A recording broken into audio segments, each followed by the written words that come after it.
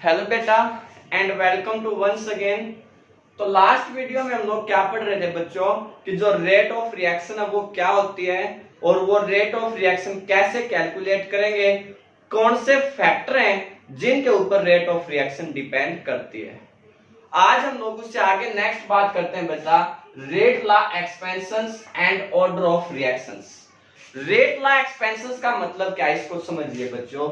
हमने जब आपको समझाया था कि जो मान लीजिए जनरल रिएक्शन आपके पास है एक A plus B B that converted into product, ये कोई भी एक ऑर्डिनरी रिएक्शन आप लोगों के पास है बच्चों। तो अगर आपने इसको डिफरेंशियल इक्वेशन में इसकी रेट फाइंड आउट करनी है, हमने कहा था एक तो आपको बता था कि जो रेट ऑफ रिएक्शन इसकी आपके पास आएगी, you can write minus 1 by A into del A by में डेल टी या minus del 1 by B into में डेल बी बाई में डेल टी। ये बात हमने आपको बताई थी ना बच्चों। अगर इसी को डिफरेंशियल इक्वेशंस की, ये तो इसकी डिफरेंशियल इक्वेशंस की टर्म में थी बच्चों, अगर इसको इसकी पावर्स के टर्म में एक्सप्लेन करना है कि रेट कैसे इफेक्ट होगी, अगर उसको कैलकुलेट करेंगे हम लोग, तो according to law rate law या लॉ ऑफ मास एक्शन आप लोग इसको बोल सकते हैं। क्या बोलेंगे बच्चों? Law of mass action. अब ये लॉ ऑफ मास एक्शन क्या है बच्चों? ये कहता है कि जो इसकी रेट आपके पास आएगी ना, वो रेट डायरेक्टली प्रोपोर्शनल होगी concentration of each of the reactant, concentration of each of the reactant raise to power their stoichiometric coefficient. मेरी बात को सुनिए बच्चों ध्यान से, क्या कह रहा हूं मैं कि जो इसकी रेट हमारे पास आएगी ना बच्चों, वो रेट क्या होगी? डायरेक्टली प्रोपोर्शनल होगी concentration of each of the reactant raise to power their stoichiometric coefficient. जो भी इनके आगे कोफिशिएंट लगे हुए हैं उनको उसकी पावर में अगर आप लोग कन्वर्ट कर देंगे, तो रेट कंसंट्रेशन की पावर में अगर आप लोग कन्वर्ट कर देंगे तो हमारे पास क्या आ जाएगी? रेट आ जाएगी। यू कैन आल्सो राइट कि rate is equal to K into concentration of A into concentration of B. ये के आपके पास क्या था? एक कांस्टेंट ऑफ प्रोपोर्शनलिटी था। बात समझ में आ गई बच्चों? ये क्या है? लॉ ऑफ मास एक्शन है जो बताता है कि जो रेट ऑफ ए रिएक्शन है वो किस तरह से इफेक्ट होगी या किस तरह से आपके पास आएगी। लेकिन बाद में एक्सपेरिमेंटली ये पाया गया बच्चों कि ये जो रेट ऑफ रिएक्शन है ना, वो उसके स्टिचियोमेट्रिक कोफिशिएंट के ऊपर कंप्लीटली डिपेंड नहीं करती है।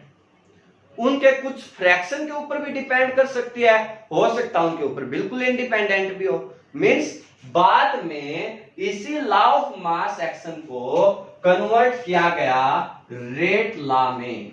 इसी को किस में कन्वर्ट किया गया बच्चों? रेट लॉ में।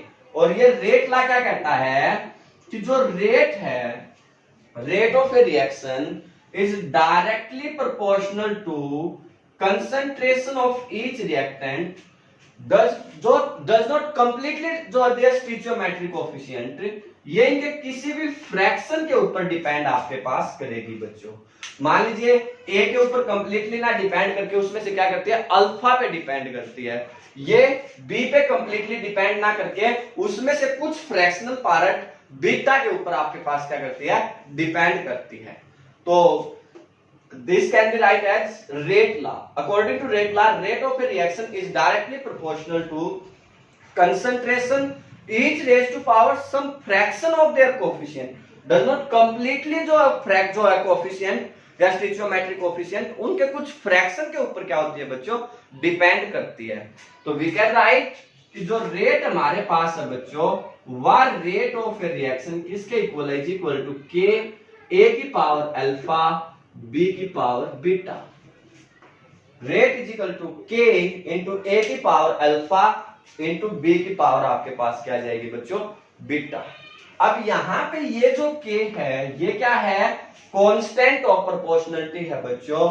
इसको हम लोग बोलते हैं के is a constant of proportionality called rate constant. इसका नाम क्या बच्चों? Rate constant. काफी बार तो यहीं से क्वेश्चंस आते हैं, वो कहता है कि right the characteristics of the rate constant. What is rate constant? तो रेट कांस्टेंट क्या है? कांस्टेंट ऑफ प्रोपोर्शनलिटी आपके पास है बच्चों।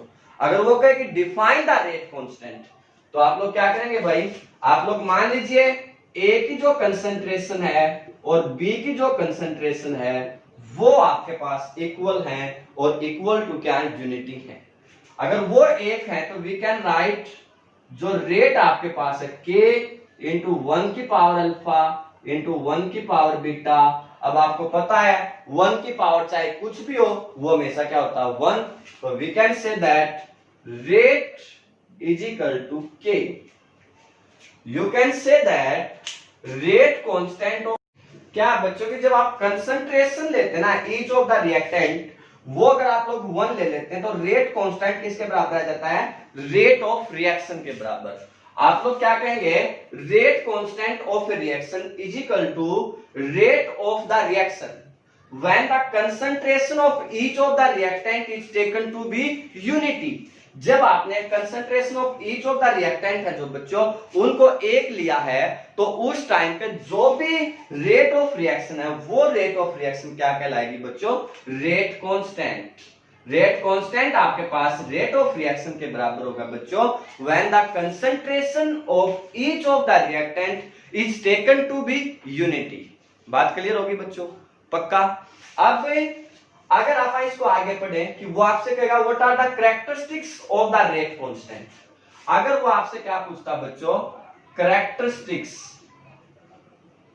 Of the rate constant. जो रेट कांस्टेंट है उसकी कैरेक्टरिस्टिक्स क्या है बच्चों? पहली बात, जो रेट कांस्टेंट है वो एक कांस्टेंट होगा किसी भी रिएक्शन के लिए। तो जितनी भी greater is the value of the rate of reaction, उतनी आपके पास क्या होगी? रिएक्शन फास्ट होगी। Greater is the value of rate constant, तो फास्टर इज द रिएक्शन। पहली बात क्लियर होगी बच्चों? रेट कांस्टेंट की वैल्यू जितनी ज्यादा होगी बच्चों उतनी रिएक्शन क्या होगी? फास्ट होगी। जो रेट कांस्टेंट है इसकी वैल्यू किसी भी केमिकल रिएक्शन के लिए हमेशा क्या आएगी? कांस्टेंट आएगी फॉर ए गिवन टेम्परेचर। किसी भी गिवन टेम्परेचर के ऊपर या किसी पर्टिकुलर टेम्परेचर के ऊपर जो रेट कांस्टेंट आपके पास होता है वो क्या होता है बच्चों? कांस्टेंट होता है या फिक्स होता है। और जैसे ही टेम्परेचर चेंज होगा, अगर टेम्परेचर चेंज होगा ना तो रेट कांस्टेंट भी चेंज हो जाएगा।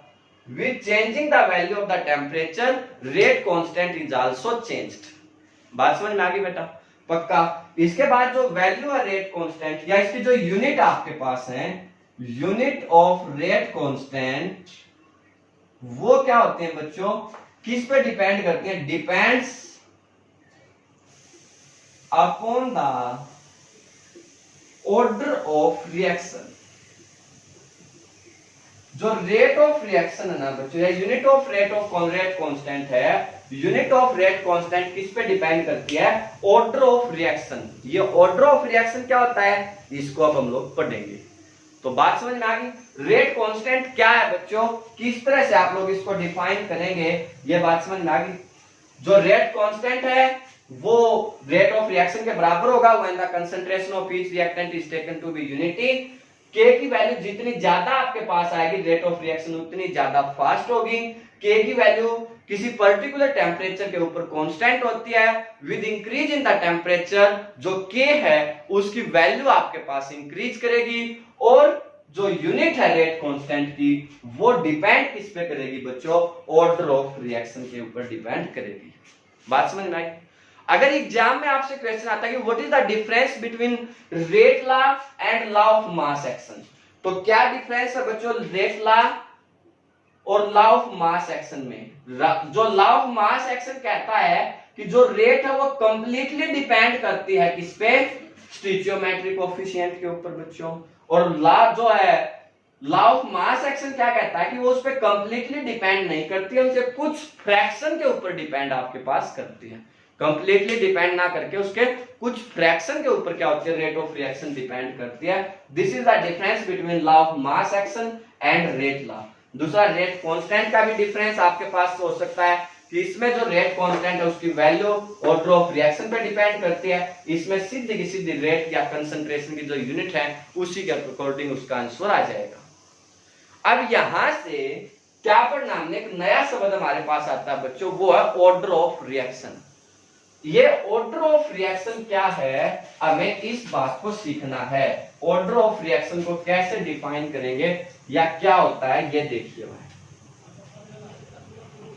ऑर्डर ऑफ रिएक्शन क्या बच्चों, ऑर्डर ऑफ ए रिएक्शन। अब देखिए बेटा, हमने पढ़ा क्या है, जो भी हमारे पास रेट लॉ है, रेट लॉ के अकॉर्डिंग रेट किसके बराबर है, के ए की पावर अल्फा इंटू बी की पावर बीटा, ये है। तो जो ऑर्डर ऑफ रिएक्शन होता है ना बच्चों, वो क्या होता है, sum of the exponent means power, sum of the exponent on which the rate of reaction actually depend. The sum of the exponent alpha plus beta is called order of reaction. Sum of the exponent on which the rate of reaction is depend is known as order of reaction. बात समझ में आ गई बच्चों। अगर alpha plus beta आपके पास zero आता है तो हम लोग उसको कहेंगे जीरो ऑर्डर रिएक्शन। उसको क्या बोलेंगे बच्चों, जीरो ऑर्डर रिएक्शन। अगर अल्फा प्लस बीटा हमारे पास 1 आता है बच्चों तो उसको हम लोग बोलेंगे फर्स्ट ऑर्डर रिएक्शन। और अगर हमारे पास अल्फा प्लस बीटा की वैल्यू 2 आती है बच्चों तो उसको हम लोग बोलेंगे सेकंड ऑर्डर रिएक्शन। और अगर अल्फा प्लस बीटा 3 आता है तो उसको हम लोग बोलेंगे थर्ड ऑर्डर रिएक्शन। समझ में आ गई बात। और ये भी जरूरी नहीं है बच्चों कि ये जो ऑर्डर ऑफ रिएक्शन है ये कंप्लीट नंबर ही आए, ये जो फ्रैक्शन में भी आपके पास आ सकता है। किसी रिएक्शन का जो ऑर्डर ऑफ रिएक्शन है 1.5 भी हो सकता है, 0.5 भी आपके पास हो सकता है। तो ये क्वाइटली पॉसिबल है कि जो ऑर्डर ऑफ रिएक्शन आपके पास है वो ऑर्डर ऑफ रिएक्शन, कोई जरूरी नहीं है कि एक होल नंबर आपके पास आए या एक्चुअल नंबर आपके पास आए, इट में भी जो है फ्रैक्शनल आल्सो। दूसरी बात बेटा, आप किसी भी केमिकल रिएक्शन को देख के ये नहीं बता सकते हैं कि इसका ऑर्डर ऑफ रिएक्शन क्या होगा। किसी भी केमिकल रिएक्शन का अगर आपने ऑर्डर फाइंड आउट करना है तो उसका लैब के अंदर जाके प्रैक्टिकल करके ही हम लोग ये बता सकते हैं कि उस केमिकल रिएक्शन का ऑर्डर क्या होगा। डायरेक्टली हम किसी भी केमिकल रिएक्शन को देख के ये नहीं बता सकते हैं कि उस केमिकल रिएक्शन का ऑर्डर क्या होगा। वो जो भी ऑर्डर ऑफ रिएक्शन होता है किसी भी केमिकल रिएक्शन का, वो सिर्फ न्यूमेरिकली या प्रैक्टिकली कैलकुलेटेड वैल्यू आपके पास है, देख के आप बता नहीं सकते हैं। हाँ, आपने क्या करना होगा, कुछ एग्जांपल्स जरूर याद करने होंगे बच्चों, जीरो ऑर्डर के, फर्स्ट ऑर्डर के या सेकंड ऑर्डर के। जीरो, फर्स्ट या सेकंड, यहां तक आपसे आपके सिलेबस के अकॉर्डिंगली पूछा जा सकता है बच्चों, इससे ज्यादा आपसे नहीं पूछा जाएगा, ठीक है। तो जनरली तो जीरो और फर्स्ट ऑर्डर जो आपके सिलेबस में होता है, तो 2 ऑर्डर भी जो है बीएससी में जाके आप लोग पढ़ेंगे। तो अब कोई भी केमिकल रिएक्शन, जैसे मान लीजिए आपके पास एक रिएक्शन है बच्चों H2 that will be react with the Cl2 converted into HCl in presence of HCl। अब देखिए बेटा, हाइड्रोजन गैस क्लोरीन गैस के साथ रिएक्शन करके HCl बनाता है, कब, सनलाइट की प्रेजेंस में। अगर सनलाइट नहीं है ना तो this reaction does not be completed. तो it means that this reaction does not depend upon the concentration of जो है hydrogen and chlorine gas, it depend upon the sunlight.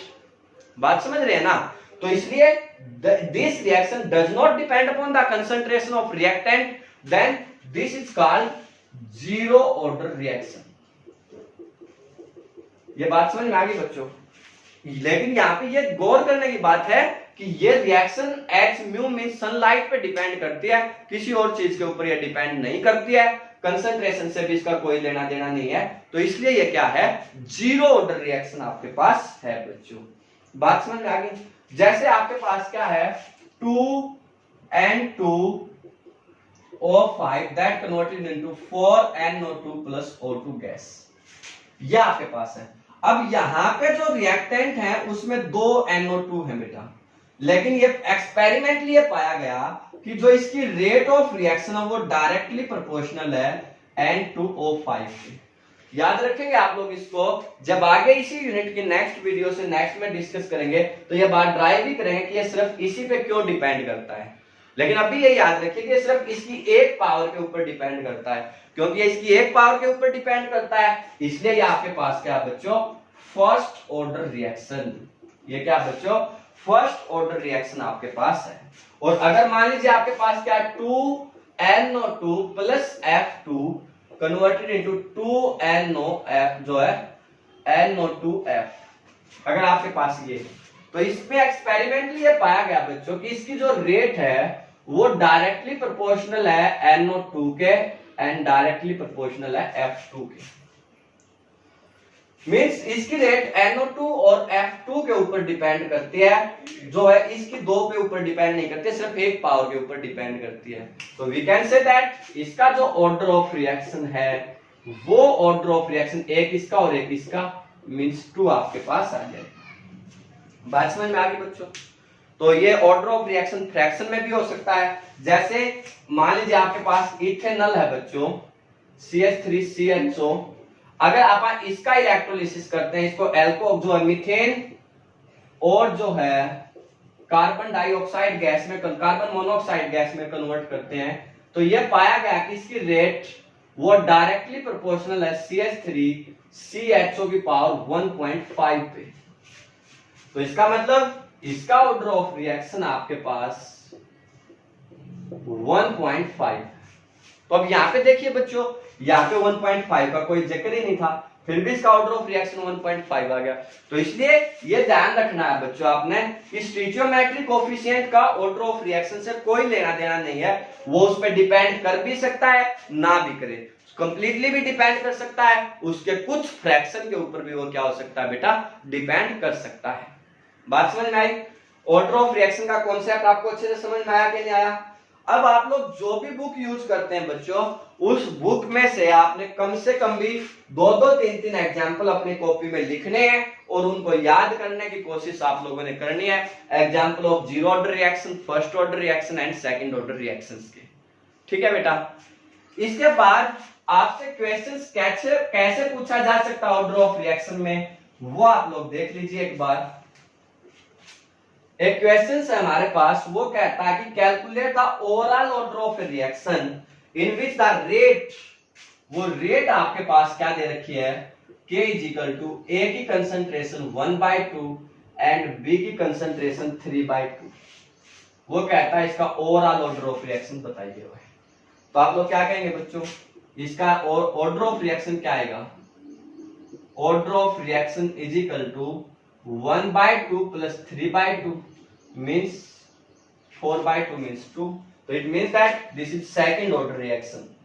बात समझ में आ गई? किसी भी पर्टिकुलर के रेफरेंस में कोई भी ऑर्डर ऑफ रिएक्शन बेटा नेगेटिव में भी आपके पास हो सकती है। जैसे आपके पास एक एग्जांपल है कि एक रेट ऑफ ए रिएक्शन वो किसके बराबर है, K A की पावर 3/2 एंड B की पावर -1। तो right the overall order of reaction. तो आप लोग कहेंगे बच्चों इसका जो ऑर्डर ऑफ रिएक्शन हमारे पास आएगा वो 3/2 -1 मींस हाफ या 1/2 ऑर्डर आपके पास इसका आ जाएगा। बात समझ में आई बच्चों? पक्का क्लियर है? अब एक क्वेश्चन तो डायरेक्ट आपसे ऐसे आ सकता है बच्चों कि ये इस तरह से आपको वो दे दे, और एक और भी वे होता है इसी में से क्वेश्चंस आने का। वो क्या करेगा, आपको कोई भी ये मेंशन करेगा कि कोई भी रेट ऑफ रिएक्शन क्या है और फिर इसकी कंसंट्रेशन या इस रिएक्टेंट की कंसंट्रेशन को चेंज करने से क्या इफेक्ट पड़ेगा, इस रिएक्टेंट की कंसंट्रेशन चेंज करने से क्या इफेक्ट पड़ेगा। तो वो क्वेश्चंस क्या है बच्चों, जैसे उसने आपको दिया कि एक रेट आपके पास है वो है K NO2 I negative and H positive 2 positive, means ये इस पर 2 डिपेंड करती है, पॉजिटिव पे 2 डिपेंड करती है। तो वो कहता है अगर H आयन की कंसंट्रेशन को डबल कर दिया जाए, अगर क्या कर दिया जाए बेटा, double the concentration of H ion, तो how the rate of reaction is affected। तो आप कहेंगे ये इसको डबल कर दिया गया ना बेटा, तो अब ये क्या है, इसका स्क्वायर भी है, तो 2 का स्क्वायर क्या होगा 4। तो आप लोग कहेंगे जो रेट थी के, मान लीजिए इस पे A डिपेंड कर रही थी, इस पे B, इस पे 2C, तो 2C का मतलब होगा 4C, तो 4KAB स्क्वायर। अब ये तो ऑलरेडी थी, तो इसका मतलब ये क्या आ जाएगा 4 time is the rate of reaction become. उसने कहा कि each of the concentration of reactant is tripled. अगर क्या कहा उसने, ईच ऑफ द रिएक्टेंट, वो क्या है ट्रिपल। अगर सब को ट्रिपल कर दिया जाए तो रेट क्या आएगी बच्चों, तो रेट क्या आएगी भाई के, इसकी क्या आएगी 3 है, इसकी क्या आएगी बच्चों 3B, इसकी 3C का स्क्वायर हो जाएगा। तो you can right A 3A 3B और ये 9 हो जाएगा भाई 9AB स्क्वायर। ये क्या होगा बच्चों 9 9 81 KABC स्क्वायर। अब ये तो ऑलरेडी थी, तो इसका मतलब आप लोग कह देंगे 81 times rate of reactions become to be fast. आई बात समझ में। अगर वो कह दे किसी रिएक्टेंट की ऑफ कर दी गई, NO2 की ऑफ कर दी गई, तो rate of reaction become to be half. अगर H आयन की ऑफ कर दी जाए तो rate of reaction become to be 1/4 time. तो इस तरह से वो आपके पास क्या कर सकता है बच्चों, क्वेश्चंस पूछ सकता है। आई होप कि ये बातें आपको अच्छे से समझ में आ गई होंगी। Rate constant, rate law and order of reaction, ये कॉन्सेप्ट आप लोगों को अच्छे से समझ में आ गया होगा। फिर भी अगर आपकी कोई प्रॉब्लम बचे, यू कैन आस्क, बिना किसी झिझक के आप लोग जो कमेंट करके हमसे पूछ सकते हैं बेटा। ठीक है, बेस्ट ऑफ लक।